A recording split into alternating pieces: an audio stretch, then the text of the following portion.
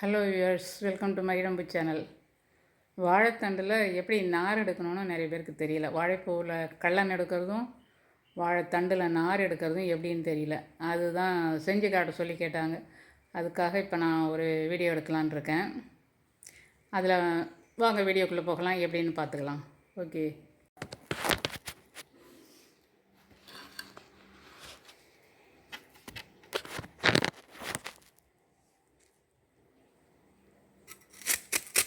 இப்படி நறுக்கிட்டு இது மாதிரி நான் விரலால் சுற்றி எடுக்கணும், அவ்வளோதான். இப்படி நறுக்கும்போது இப்படி விரலால் சுற்றி எடுத்துட்டாக்கா அதில் இருக்க நார் வந்துடும். ஒரு வில்லை இங்கே பாருங்கள், இப்படி ஒரு வில்லையாக நறுக்கணும்.